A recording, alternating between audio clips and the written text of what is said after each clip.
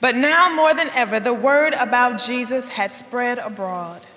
Many would gather to hear him and be cured of their diseases. But he would withdraw to deserted places and pray. The enslaved woman sang, "Steal away, steal away, steal away to Jesus. I ain't got long to stay here." While her master presumed she was singing about Jesus in heaven, she in fact was having a boardroom meeting in her mind with Christ about escape. As we now know, the spirituals written by Wallace Willis had double meaning. In the midst of a day that may have included bleeding hands, a whip to her back, or witnessing a young couple jumping the broom into forbidden matrimony, she was both aware of all that was happening around her and away in her spirit, headed to freedom in the coming night. Steal away. Still away to Jesus, singing and singing. Thoughts raced through her head. Did I hug old mother goodbye? Did I give little sister my quilt? Have I memorized my way to the river well enough? Still away, Jesus. Still away. I ain't got long to stay here, she sang.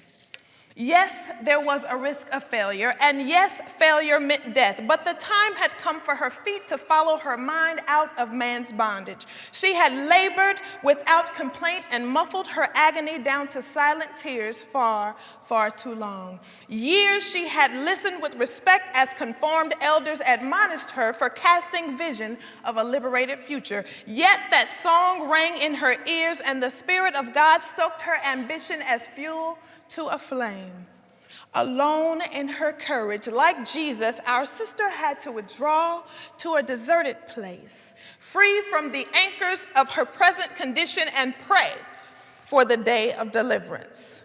Not a mystical deliverance, merely spoken on earth and established in the spirit realm. That's not the type of deliverance she was praying for. She prayed for a tangible deliverance, one she could feel in her spine as it stood upright in the esteem of her humanity designed by God. She prayed for a deliverance where she could not only hear the confidence in her voice, but legally write her thoughts down on paper and legally read them aloud without fear of lashes. She sang and sang and sang, still away to Jesus. I ain't got long to stay here. Now, here we are, free from 3/5 human classifications and the delusions of Plessy versus Ferguson, and we celebrate our liberty. We show up at all the right places at all the right times, seemingly speaking out for just causes, and clapping on cue for our leaders. But in living out our call on earth, little by little, we shed the grandest gift, the prime freedom of getting away with our God. We journey through seasons in life while we're pulled in numerous directions. You see, an overworked, underpaid, overtasked, counterproductive society is the new bondage. Some demands on our personhood are more challenging than others. The line between need and want has been sullied, and our driving forces have become less clear. Innocent loyalty to relationships and fear of isolation make subtle attempts at superseding God's intention for our lives. We praise the potential in others while smothering it in ourselves. How contrary it is for the living to wander about in grave clothes. But perhaps this is God's view while waiting to host us in precious time away. We don't practice what we preach, and before long we won't even preach it. Getting away with God must be an instantaneous response to fatigue and discomfort, a practice of our faith. Audre Lorde said, caring for myself is not self-indulgence. It is self-preservation, and that is an act of political warfare. Let's be clear, there is good we might better accomplish if we made time for our spirits to get away with God in deserted places. Cut the noise, declutter the images, shed the cynicism, and revelation shall come. Cut the noise, declutter the images, shed the cynicism, and revelation shall come. We're looking for our keys, and they're resting in our pocket. Our next move is wrapped up in our next move. On too rare an occasion, we look days past to brothers and sisters marching through water hoses, dogs, billy clubs, and spit, wondering how did they ever survive that? Assuredly unbearable for some was sufferable for many because of their partnership with our Redeemer.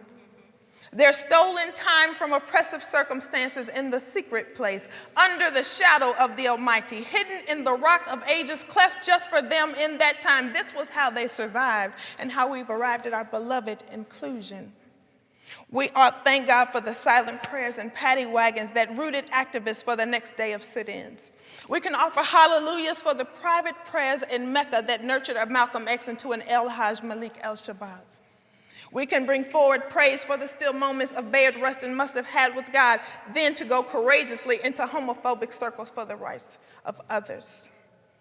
Fast forward into today's political inhumanity and let it be asked, what really is a Tea Party to a people who have survived Jim Crow? What energy shall misogyny drain in 2014 when Sojourner Truth said, "Ain't I a woman" in 1851? I mean, really. We have been there, we have done that, and we are not buying the t-shirt. So how do we face mounting obstacles? How do we grab hold of peace when we've mistaken sand for solid ground? What shall we do when we're expected to be everything to everybody and we are weary? We wisely get away with God. We withdraw to a deserted place and we pray. And then our uniqueness is affirmed. Our voices are strengthened. Our senses are sharpened. Our approaches are divinely modified. When one empties themselves for the purpose of survival or call, it becomes essential to discern when it's time to transition out from a man-to-man defense and get into a zone game. The picture there becomes bigger. God becomes bigger. Jesus knew the word was spreading all over about his connections with people.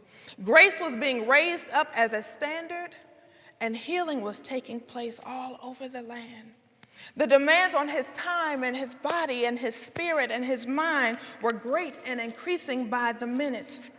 Like us, Jesus knew his empty vessel would not be replenished on its own. Jesus had to get away. He had to get away with God. He didn't wait until there were a few vacation days he could take all together. He didn't wait for the next miraculous snow closure. He didn't wait until requests for his help had stopped coming. He simply withdrew. He just withdrew. And he withdrew within the vicinity of his service just long enough to be restored. It may have to be 15 minutes sitting in your car. Perhaps it's 10 minutes in the shower. Maybe you have to go sit in the empty museum 30 minutes before they close. But the goal is the same and the outcome is immeasurable. Time spent away from the tombs of adversity in deserted places of prayer causes one to resurface, declaring in the eye of the storm, "This is the day that the Lord hath made, and I will rejoice and be glad in it. For I know the plans I have for you, declared the Lord, plans to prosper you and not to harm you, and plans to give you a hope and a future." That's what comes out of time away with God. And she sings, and she sings, and she counts down the hours and the minutes and the seconds until she and God get away together and journey towards a free place where anxiety and fear must submit to faith. And she sings, and she sings, and she smells the rain coming, and she sees the lightning flashing, and she grabs her sack and she sings, my Lord, he calls me. He calls me by the thunder, the trumpet sound within my soul, and I ain't got long to stay here. I ain't got long to stay here. To God be the glory.